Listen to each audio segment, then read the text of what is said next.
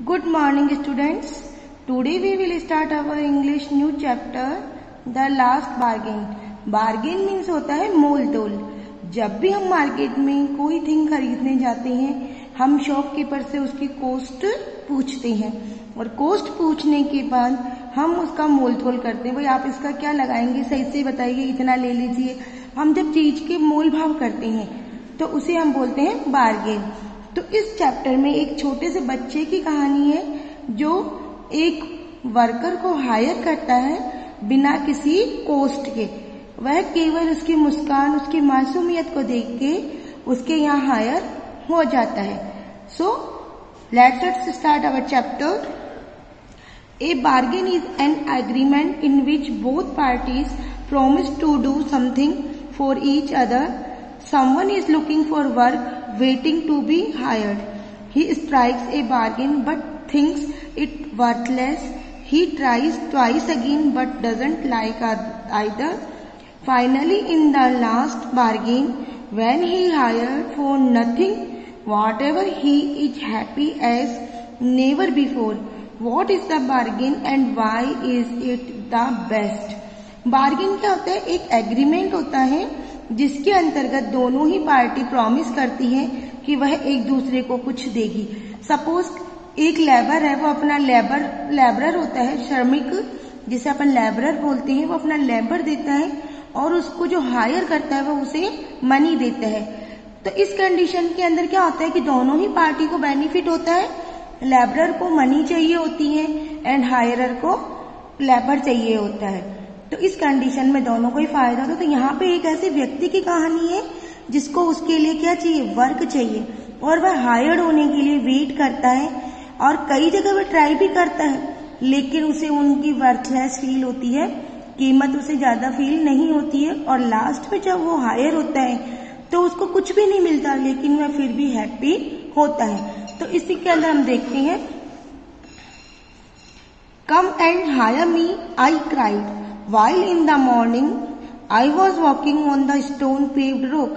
आओ और मुझे हायर कर लो, मैं चिल्ला रहा था सुबह के समय जब मैं स्टोन पेव्ड रोड पे गुजर रहा था। इसमें पत्थर की सड़क पे गुजर रहा था। तो एक जो श्रमिक है वह चिल्ला रहा था कि आओ मुझे हायर कर लो। sword in hand and king came in his chariot.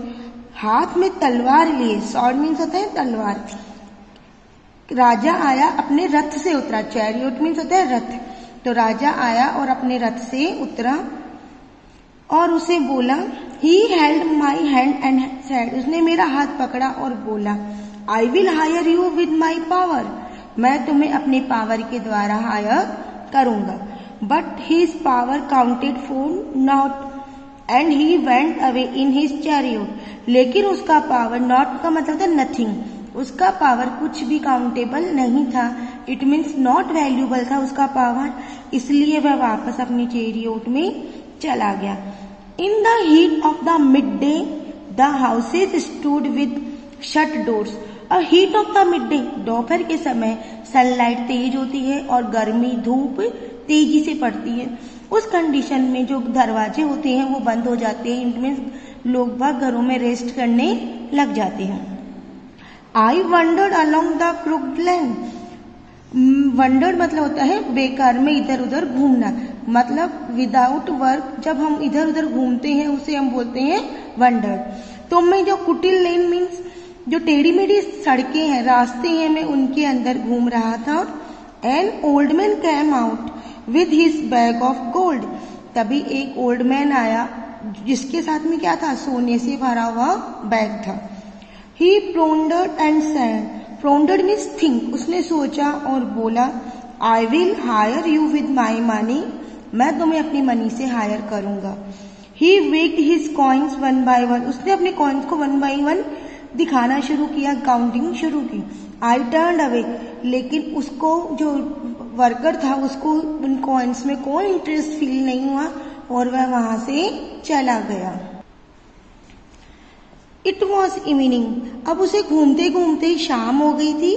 The garden hedge was all a flower, जो गार्डन हेज मीन्स होता है बाड़, जब गार्डन के चारों ओर जो फ्लावर्स वगैरह लगे होते हैं वह अभी भी ताजा थे। The fair made came out and said, fair means परी, जिसे अपन एक सुंदर नारी या परी बोल सकते हैं, आई और बोली, I will hire you with a smile, मैं तुम्हें एक मुस्कान के साथ हायर करूंगी, यानी मैं तुम्हें मुस्कान के बदले खरीदूंगी।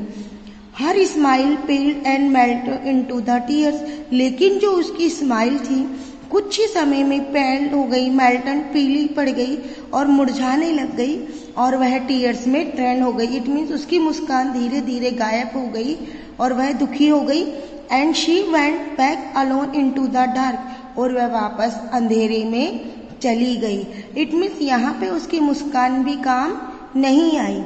The sun glistened on the sand, glisten means होता है शाइनिंग। जब सन सेटिंग का जब टाइम होता है तो उसकी जो रेंज होती है, जब वो सैंड के ऊपर गिरती है तो सैंड गोल्डन शाइनिंग ग्लो करती है। The C waves broke way bodily, और जो समुद्र की तरंगे थी वह रास्ते में बड़ी तेजी से बह रही थी। इट मीन्स उनका वेग बहुत तेज था। A child sat playing with shells, एक बच्चा सी शोर के ऊपर बैठा हुआ शेल से खेल रहा था। शेल क्या होता है? शेल एक आउटर हार्ड कवर होता है जिसके अंदर स्नेल एनिमल कवर्ड होता है, जिसे अपन कॉमन लैंग्वेज में शंख बोलते हैं। उनसे वह बच्चा खेल रहा था। He raised his head and seemed to know me and said, उसने अपना सिर ऊपर उठाया और वह ऐसा प्रतीत कर रहा था कि जैसे वह मुझे जानता है। वह बोला, I hire you with nothing, मैं तुम्हें हायर करूंगा किसी भी चीज के साथ नहीं, यानी मेरे पास तुम्हें देने के लिए कुछ भी नहीं है, लेकिन मैं तुम्हें हायर करूंगा। For henceforward that bargain struck in child's play made me a free man, और उसकी जो मासूमियत थी, उसके जो वर्ड्स थे, उसकी मासूमियत देख के ये बार्गेन उसे सबसे अच्छा लगा और उसने ये फील किया कि इस सौदे के अंदर उसे फ्री मिला है, वह स्वतंत्र हो गया है, बिना किसी टेंशन के बच्चा बन चुका है और वह उस बच्चे के साथ खेलने लगा। This poem is written by Rabindranath Tagore, ये पोयम रविंद्रनाथ टैगोर ने लिखी है। आपने देखा कि इसके अंदर ये प्रूव होता है कि पावर, मनी, स्माइल इतनी ज्यादा वैल्यू नहीं रखती है जितनी कि एक सन का इनोसेंट स्माइल। एक बच्चे की मासूमियत के आगे सारे व्यक्ति अपना दुख भूल जाते हैं और उसकी खुशी में ही खुश फील करते हैं। So this is our chapter. I hope you understand this chapter very well. Like, share and subscribe my channel and press the bell icon for latest upcoming video. Thank you for watching my video.